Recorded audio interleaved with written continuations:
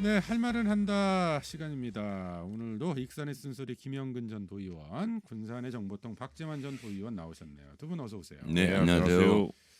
자, 먼저 부동산 시장 이야기를 좀 해봐야 될 것 같은데, 익산 그리고 군산 지역 부동산 시장 상황이 좀 어떤지 궁금해요. 특히 전주시가 조정 대상 지역에 선정이 됐잖아요. 그러면서 그 파급 효과, 풍선 효과가 익산이라든지 군산 인접 지역에 나타나지 않을까 이런 우려들이 좀 있었거든요. 실제로는 어떤지 상황이 좀 확인이 될까요? 군산 네, 어떻습니까? 군산은 뭐 신규 주택단지 그 조촌동을 중심으로 해가지고 몇 개월 전부터 피가 약 1억 정도 지금 오른 상태고요. 네. 그로 인하여 이제 주변에 있는 다른 아파트까지 한 5천만 원 정도까지 피가 오른 상태인데 제가 부동산 하는 분들에게 물어보니까요.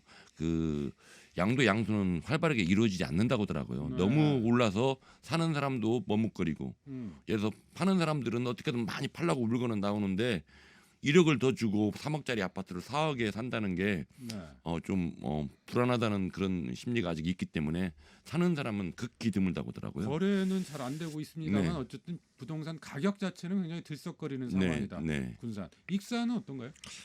익산은 지금 현재 신규 아파트 건설이 아주 활발하게 추진되고 있거든요.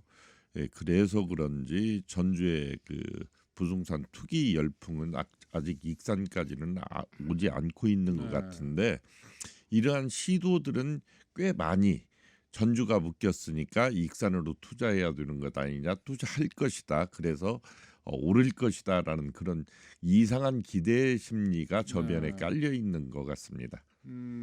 아직 뭐 뚜렷한 움직임들은 나타나진 네, 않지만 네. 저변에는 좀 예. 그런 분위기들이 형성되어 있는 것 같다. 그러고 보면 조정 대상 지역 선정 전주 네. 경우에 이게 좀 너무 늦지 않았나. 또 그 과정에서 사전에 익산이나 군산이나 이런 지역에서 사전 대책이라든지 이런 것들이 좀 마련됐어야 되지 않느냐. 이런 지적들이 좀 나올 법하네요. 물론이죠. 뭐 전주가 늦었긴 하지만 늦었더라도 전주에서 1차적으로 그 도내에서는 선제적으로 그렇게 조정 대상 지역으로 돼서 그나마 군산과 익산 지역에 조그만한 영향이라도 미칠 것이다라고 하는 그런 심리는 있는 것 같습니다. 네. 자, 이런 상황에서 전주시가 지금 부동산 정보를 허위 신고한 직원에 대해서 승진을 취소했다 이렇게 밝혔거든요. 먼저 이 관련 상황들 좀 자세히 이야기를 좀 나눠봤으면 좋겠는데 박지만 전 의원 혹시 관련 내용에 대해서 좀 확인이 되세요? 네, 김영근 전 의원. 아니요, 네. 정확한 확인은 되지 않고요. 전주시가 이번 승진 인사에 있어서 부동산 투기 내용을 면밀하게 살펴봤다라고까지는 제가 파악을 하고 있습니다. 네. 그래서 본래 승진 인사로 내정이 됐던 직원을 예, 그 승진 취소했다. 네, 네. 이런 경우가 흔치는 않은 것 같아요. 예, 그렇죠. 네. 이거 제가 이렇게 이 얘기를 해도 되는지는 몰라도 전주시에서는 이런 문제는 아주 이 도내에서는 선제적으로 잘 치고 네. 나가는 것 같아요. 네. 예, 그래서 이 공직사회가 무엇보다도 시민들한테 모범이 되는 그런 그 모습을 보여준다면은 시민들의 그 이를테면 안정감도 좀 쉽게 좀 빠르게 찾지 않겠느냐 이런 생각하고 있습니다. 저는 좀 아쉬운 점이 예를 들어서 자치단체에서 예를 들어 시에서 부동산 투기에 대응하는 자세가 좀 능동적이라고 생각하거든요. 예를 들어서 지금 전주가 예를 들어서 또 전주 김승수 시장이 이렇게 또 강하게 또 단속을 하면 아마 그 익산, 군산, 김제로 더 이제 나머지 네. 그 자금들이 더 이제 이쪽으로 내려와서 이렇게 할 거고요. 예를 들어 작년 12월 4일 날 군산에서도 그런 걸 대비해서 그 거주 제한 제도라는 걸 시행을 했어요. 네. 군산에 주소를 6개월 이상 둔 사람한테만 아파트 청약할 수 있다. 근데 사실 또 알아보니까 부동산 업자들을 이 준비를 해가지고 미리 또 많이 작업을 해놨더라고요. 그래서 네. 저는 좀 이런 것도 6개월이 아니라 뭐 1년 이상 좀 강하게 해야 그래서 외부 투기 세력들이 이쪽 전북에 와서 이렇게 투기를 할 수 없는데 네. 그나마 좀 차단을 하는 방법이라고 생각합니다. 알겠습니다. 자, 그 김승수 시장이 이제 전주시에서 그 관련해서 앞선 말씀드렸던 것처럼 이제 직원에 대해서 승진 인사를 취소하는 이런 결정을 내렸는데 이런 조치가 처음은 아닐 것이다 이렇게 좀 예고를 했어요. 이 내용 좀 먼저 들어보고 나서 네. 마저 좀 이야기를 나눠봤으면 네, 좋겠습니다. 함께 듣겠습니다. 승진 이후에 허위 신고한 직원에 대해서는 승진을 취소했습니다. 우리 공직사회가 솔선수범해야 된다고 생각을 합니다. 앞으로 투기 목적의 다주택 공무원은 승진 인사, 전보, 보직 등 모든 인사에서 배제를 원칙으로 합니다. 승진 이후에 밝혀진다면 그건 강등을 원칙으로 합니다. 네. 자, 어쨌든 뭐 강등까지 가겠다. 상당히 뭐 승진 인사를 취소한 것보다 오히려 더 강한 예. 조치예요. 네. 공무원 조직이라든지 내부 분위기, 긴장감이 좀 될 수밖에 없을 것 같아요. 네, 네. 그 당연히 그렇죠. 그리고 이런 문제는 공직사회가 먼저 시민들에게 솔선수범하는 모습을 보여주는 것으로서 또 그 공직 기강 그 확립에도 그 도움이 될 것 같습니다. 네. 근데 원래 공무원들의 경우 어디까지 이런 이제 뭐 재산 신고라든지 이런 부동산 보유 현황이라든지 이런 것들을 신고하게 되어 있습니까? 원래 서기관급 이상이 하는 것으로 그렇게 알고 있거든요. 그러면 이번 인사 사례도 서기관급 이상의 글쎄요. 사례인가요? 이제 그건 더 여기서 그래서 확률이 높겠죠. 아무래도 네. 뭐. 그 이제 신고 대상이기 때문에. 네. 아니 그리고 이제 그건 내부적으로 또 그렇게 그 규칙을 만들 수도 있으니까요. 네. 내부 지침이나 규칙을 만들 수는 있습니다. 네, 그런데 저는 이번에 그 김승수 전주시장님의 이 결단은 아주 높이 평가합니다. 우리 대부분의 그 도민들이나 시민들이 볼 때 이 투기, 부동산이나 땅 투기에는 관에서 먼저 정보가 새어 나와서 이렇게 부동산에서 미리 땅을 사놓고 이렇게 그렇게 많이 인지를 하고 있는데 좀 이번 일을 계기로 해서 공직사에서도 투기에는 좀 과감한 좀 철퇴가 다시 한번 필요하다고 그렇게 생각을 합니다. 네. 어쨌든 뭐 택지 개발 정보 같은 경우, 네. 공공 택지 개발 정보 같은 경우에 이런 가장 빠르죠. 네, 그렇죠. 네. 지금 뭐 이번 김승수 시장의 발표 내용이 뭐 전체 대상 간부 공무원 그러니까 모든 공무원 대상으로 해서 좀 진행할 계획이다 이렇게 입장을 좀 밝힌 것 같네요. 어쨌든 이게 제대로 정착이 될지 또 그 효과가 지역사회까지 파급이 될지 좀 지켜봐야 될 것 같고 특히 익산이라든지 군산이라든지 다른 시군에서도 좀 이런 조치들이 좀 받아들여지는지 이 여부도 좀 살펴봐야 되겠네요. 아니, 군산에서 전주에서 이런 선제적인 그 어떤 그 모습을 보여주니까 군산에서도 투기 합동조사반을 운영하겠다 네. 이렇게 나섰거든요. 대단히 이것도 방법론까지 제시하면서 대단히 좋은 거고요. 익산에서는 그냥 선언적 의미로 해서 강력 대응하겠다. 근데 어떻게 대응하겠다, 뭘 대응하겠다 이건 구체적으로 나와 있지를 않아요. 네. 그래서 일단 이 부동산 투기 문제에 있어서는 전주시가 먼저 선언을 하고 그 행동에 옮긴 이후로 군산시의 대응도 대단히 좋았다. 그리고 익산시도 이런 구체적인 모습을 좀 시민들한테 보여줬으면 좋겠다라는 생각을 하고 있습니다. 알겠습니다. 이 부동산 문제였고요. 자, 행정 관련해 가지고 또 하나 이야기를 해봐야 될 게 익산시예요. 방금 이제 언급을 잠깐 해주셨습니다만 공무원들이 검찰에 송치되는 일이 2건이나 있었어요 최근에. 네, 네, 2건 있었죠. 사건들이었죠? 또 그 중에 지금 2건만 말씀하셨는데 네. 한 건이 더 있습니다. 근무 시간에 술을 마시고 나서 아마 성추행 의혹이 있어서 네. 불구속으로 아마 경찰 조사를 받는 공무원이 한 사람 있다고 그래요. 그런 사건이 있었고. 예. 네. 그다음에 이제 검찰에 송치되는 사건이 2건이 있었고요. 네. 어떤 사건들이죠? 대단히 좀 말하기도 좀 음. 나쁘끄러운 그런 얘기인데요. 입찰에 있어서 입찰 의혹이 있다라는 거고요. 또 네. 다른 한 가지는 그 불법 폐기물을 갖다가 국비로서 치우는데 네. 거기에 그 과다 지출을 했다. 이런 의혹들을 좀 받고 있는 것 같습니다. 그 낭산 폐석산 침출수 처리 네, 문제. 침출수예요. 네. 예, 발암 물질이 포함돼 있어서 그 웅덩이 속에 고여 있던 침출수가 대단히 그 많은데 그게 네. 밖으로 넘쳐서 그 농경지로 흘러가는 그 침출수를 처리하는 과정에서 국비가 한 30억 정도 지원이 된 것 네. 같아요. 그것을 그냥 주머니 또 쌈짓돈 쓰듯 썼다. 그냥 처리 마구 비용을 퍼줬다. 과다하게 책정했다. 네네. 이런 내용이었고요. 네, 그러니까 네. 뭐 한 3만 원 내지 5만 원이면 처리할 수 있는 것을 17만 원씩 주고 처리했다. 그 업체도 한 군데도 아니고 한 6개 군데 업체로 해서 그렇게 치웠다라고 하는 의혹을 받고 네. 그걸 오랜 기간 조사 끝에 검찰로 송치됐다고 하는 네. 그런 뉴스입니다. 그 부분 저희가 그 어제 이명택 시의원 초대해서 네. 그렇지 않아도 관련한 이야기를 좀 나누기도 했었는데 다른 한 건이 좀 입찰 관련이라고 했잖아요. 네. 근데 이건 어떤 건이었죠? 예, 그 입찰 관련 거는 그 하수 그러니까 하수 처리를 하는 과정에서 한 75억 원어치 정도 하수 처리를 해야 되는 모양이에요. 네.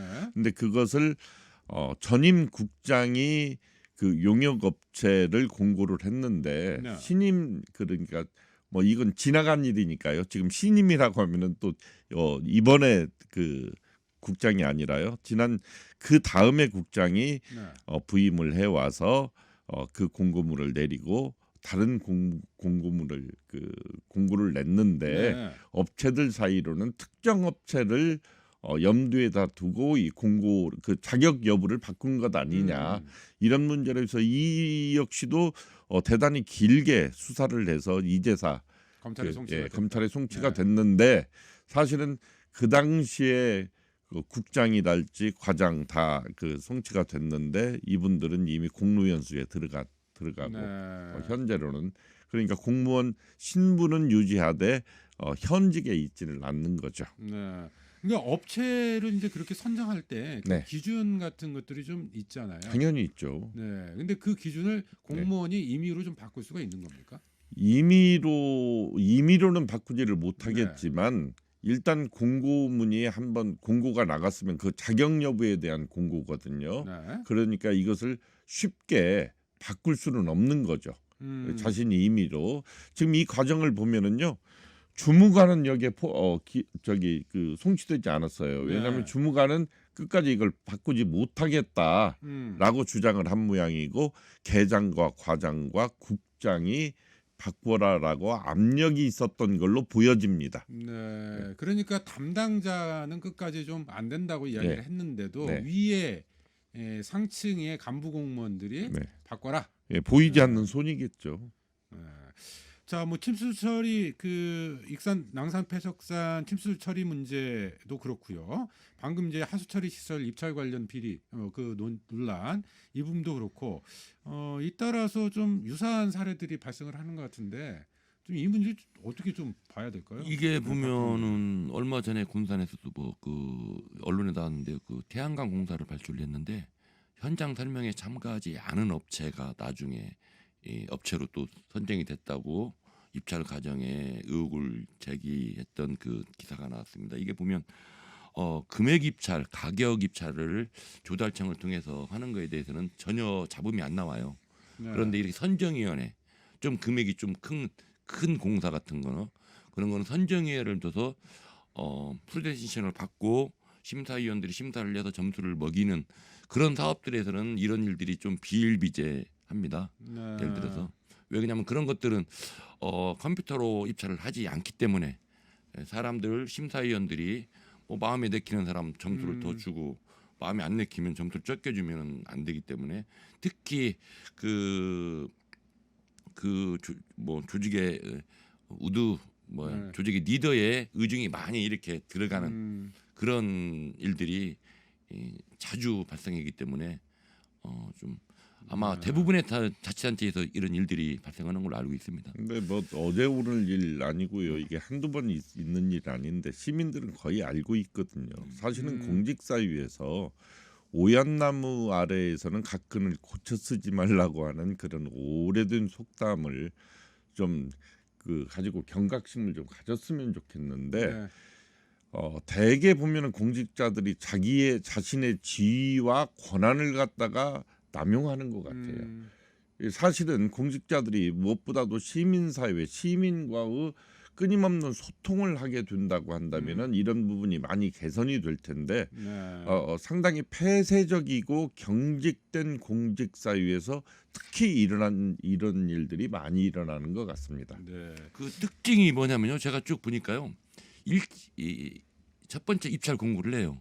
그런데 갑자기 그게 내려오고 다시 다른 내용으로 바뀌어서 입찰 이렇게 공고가 나오는 건 대부분 꼭 말썽이 일어나는 공사들이더라고요. 특별한 사유가 확인되지 않은 상태에서 입찰 공고가 번복되는 경우. 네, 그렇죠. 네. 그 어떤 업체를 밀어주려고 그 업체에 그런 경우가 맞게 많다. 네, 조건을 바꾸기 때문에 네, 저희가 오늘 뭐 이야기한 사례가 아직 수사 중인 상황입니다. 네, 그래서 뭐 네. 이게 확실한 범죄다 뭐 이렇게 확정지어서 말씀드릴 수는 없습니다만, 근데 그럼에도 불구하고 유사한 분야에서 유사한 그 사례들이 좀 잇따라서 발생하고 있고 관련된 공무원들이 검찰로 송치되는 이런 일들이 벌어지고 있다는 것은 분명히 뭔가 구조적인 문제가 자리하고 있는 거 아니냐. 좀 이렇게는 생각해 볼 수 있을 것 같아요. 특히 익산의 문제 지금 그 거론하고 있는 문제들은 오래돼서 시민 생활에 직간접적으로 영향을 미치는 환경적인 문제이거든요. 네. 이런 문제들을 시민과 좀 공감하면서 시민들의 의견도 수렴하고 또 어떤 일이 있으면 시민과 협의해서 하는 게 아니라 그냥 사무실에서만 자신들만이 할 수 있는 걸로 그런 권한으로만 생각하니까 이런 일들이 특히 네. 일어나고 있는 것 같습니다. 알겠습니다. 어쨌든 검찰 수사가 어떻게 진행되는지 좀 지켜봐야 될 것 같고요. 그런 상황에서 익산시가 최근에 감사위원회를 출범시켰더라고요. 네. 네, 이 감사위원회가 뭐예요? 제도적으로는 아주 오랜만에 익산시 칭찬을 해야 되겠습니다. 이 감사위원회는 잘한 것 같아요. 단 지금까지는 이를테면은 감사실에서 감사를 해야 되겠다라고 하는 그런 감사 독임제였었거든요. 네. 거의 그 행정기관에서 이 독임제 이 감사를 하죠. 한데 익산시는 감사위원회를 만들어서 감사위원장과 일반 초빙하는 네. 감사위원 4사람으로 구성돼 그러니까 5사람이죠. 그래서 거기서 합의제 감사를 하겠다라고 하고 지금 현재는 감사위원들을 선정을 했습니다. 네. 그래서 소위 전문성도 가지고 어떤 감사의 독립성을 갖고 또 공정성을 갖겠다 이런 의미로 받아들일 수 있고요. 네. 이 문제는 제도적으로는 상당히 진일보한 제도인데 단 지금 구성이 돼 있지만 정말 자치단체장이나 기관의 입김을 벗어날 수 있는 그런 네. 감사를 할 것이냐에 대해서는 조금 더 지켜봐야 될 것 같습니다. 일단은 그 동안에는 감사관실, 감사관, 예, 네, 감사과죠. 감사과, 예, 네, 지자체에서 여기에서 그냥 진행을 했었는데, 네. 그러니까 공무원들이잖아요. 네, 네. 근데 여기에 외부 인사를 포함시킨 감사위원회를 구성을 해서 네. 여기에서 그 감사과에서 했었던 역할들을 다 하겠다. 아니 이제 다 하겠다가 아니라 그건 아닌가요? 감사과 네. 그 일상 업무는 못 하는 거니까요. 이분들이 어떤 감사 사안이 있으면은 그 감사 사안에 대해서 감사를 한다 안 한다를 결정을 하고 네. 또 감사 결과가 있어서 혹간 거기에 처분이 필요하다고 한다면 그 처분도 검토하게 되는 거죠. 이게 네. 가장 쉽게 얘기해서는 우리나라 현재 감사원 제도처럼 하겠다라고 하는 의미입니다. 네. 아니 그러니까 감사 대상을 결정하는 것도 이 위원회에서 예. 하는 예. 거고, 예. 그다음에 감사를 진행하고 나서 네. 그 처분을 네. 어떻게 할 것인지도 결정한다. 네, 네. 실제 감사는 공무원들이 네, 진행을 그렇죠. 하는 거고. 예. 네. 근데 이것만으로 상당히 의미 있다 이렇게 말씀을 하셨어요. 현재로서는 의미가 있습니다. 음. 현재 제도로서는 이렇게 지금 현재 하고 있는 곳이 전국적으로는 2군데예요. 제가 네. 알기로는 서울 지역에 어떤 구가 하나 있고 아마 충청도의 아산에서 이렇게 하고 제가 정확한지는 모르겠지만 그리고 어쨌든 익산시가 굉장히 드문 3번째인데 네. 이게 이런 데에서부터 일단 시작하면서 제도 개선을 좀 취하는 것이 좋지 않겠는가 이런 생각이 드는데요. 단 한 가지 좀 미흡하다고 생각되는 부분은 이 역시도 전문가들이라고 하지만 면면이 뭐 전직 공무원분이랄지 변호사분이랄지 아니면 뭐 다른 공직사회에 계시던 분들이 지금 이 감사위원으로 위촉이 됐는데 네. 가장 중요한 시민의 목소리가 반영되지 않을 수 있다라는 염려가 듭니다. 왜냐하면 지금은 그러면 그 감사위원회 선정과 관련해서 뭐 관련한 조례가 있거나 감사위원을 어떻게 구성한다라고 하는 그런 게 좀 규칙이 마련되거나 예, 이런 제가 게 언뜻 있습니까? 알기로는 의회의 추천도 받은 것으로 알고 있거든요. 네. 근데 의회의 추천도 물론 중요할 수는 있지만 저는 시민의 추천이 더 중요하다라고 생각하는 부분이에요. 그래서 이런 문제가 있으면은 시민 사회의 목소리도 한번 들어보는 것이 어떤가. 그래서 과연 제3자적인 시민의 입장에서 봤을 적에 정말 공정하다, 공정한 위원회이다 이런 시각으로 봤으면 더 좋았을 것 같다. 네. 지금도 일단 알겠습니다. 제도적으로는 진일보돼서 좋지만 좀 더 좋은 방법을 택했으면 좋겠다. 이 전국적으로 뭐 세 번째 사례라고 하니까 네. 어쨌든 처음 시작한다라고 하는 것에 의미를 좀 둘 수 네, 있을 네. 것 같고 박정원 전 의원 뭐 어떠세요? 익산의 감사위원회 사례 글쎄요. 들어보셨는데. 지금 뭐 말씀을 들어보니까 익산시에서 이런 공무원들의 비리 문제가 발생하고 하니까 아마 일단 임기응변식으로 감사위원회를 만든 건가라는 이게 생각도 들거든요. 그런데 제 생각이 잘못된 생각이기를 바랍니다. 아무튼 이 익산에서 만든 감사위원회가 정말 시민들과 소통을 하면서 시민들이 인정하고 상식적으로 이렇게 시민들이 느낄 수 있는 그런 감사위원회가 되기를 응원합니다. 그 방금 박정원 전 의원 잇따른 이제 그 논란과 관련해서 보여주기 시간이냐.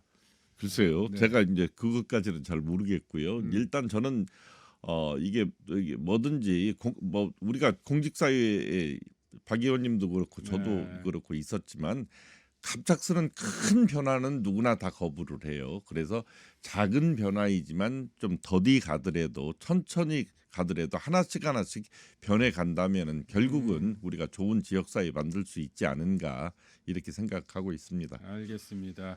뭐 안 하는 것보다는 훨씬 낫겠죠. 그리고 지적하셨던 그런 문제점들, 우려들 이런 것들은 이제 충분히 좀 수렴해서 하나씩 좀 고쳐 나가는.